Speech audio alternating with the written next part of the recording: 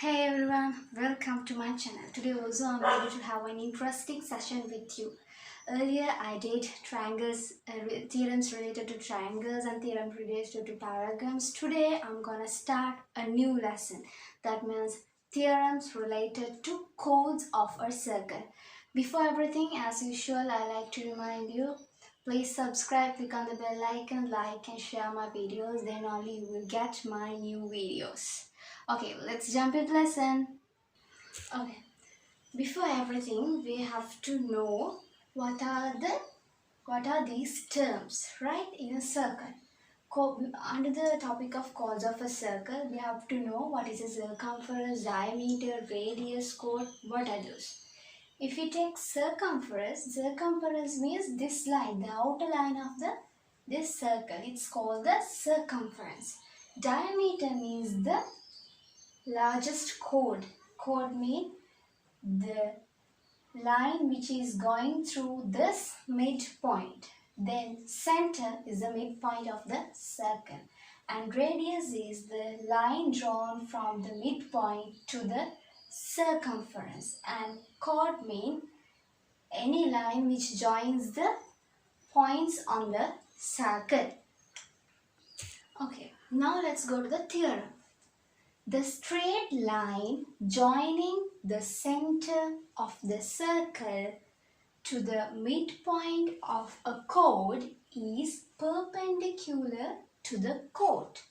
That means if there's a chord like this, if we draw a line from the center to the midpoint, it is perpendicular and these two sides also equal. That is the theorem. Okay, now we are going to prove the theorem. This is the diagram. You can see the chord AB and the midpoint X and the perpendicular line. These two constructions are there, OA line and OB line. Okay, let's read this data we have here. AB is a chord of a circle with center O. AB is the chord and center is O. The midpoint of AB is X. The midpoint here is this X. To be proved, that means we have to prove OX is perpendicular to AB. That means this line, this OX line is perpendicular to this chord. Perpendicular means the angle created by this OX line and this AB line should be 90 degree. That's the meaning of perpendicular to any kind of line, right? The construction we have done OA and OB lines. Proof.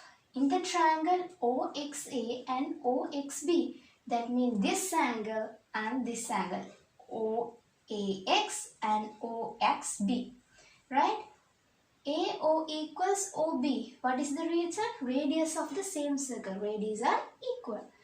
These two radii are equal. AX equal XB. Since X is the midpoint of AB. X is the midpoint. We know that it is given in the data. So AX equal XB. Then OX is the common side. This line is common for both triangles. So we can prove this AOX triangle and XOB triangle are congruent under the case of SSS. That means side, side, side. Then from that we can decide OXB angle. That means this angle is equal to the OXA angle. That means this angle. But OXA plus OXB, that means the addition of those two angles should be 180. What is the reason? It's a straight line. So 2 times of OXA, 2 times of this angle is equal 180 because both the angles are equal. So finally we can write OXA is 90 degree. When we divide this 180 by 2, you will obtain 90 degree. So according to that, OX is perpendicular to AB. That's a way of proving that. Okay, now we have to learn the converse of that theorem. Okay, let's read this. The perpendicular drawn from the center of a circle to a chord bisects the chord. That means if you draw a perpendicular line to the chord on a circle, that line, this line AB, bisects each other. That means the lengths from here to this midpoint and midpoint to the B are equal. Okay, today we learned the theorems related to chords of a circle. Okay, that's the end of the lesson today. I think all the points are very clear for you. If you have any doubts, please send me messages, then I will explain further. So don't forget to subscribe, click on the bell icon, like and share my videos.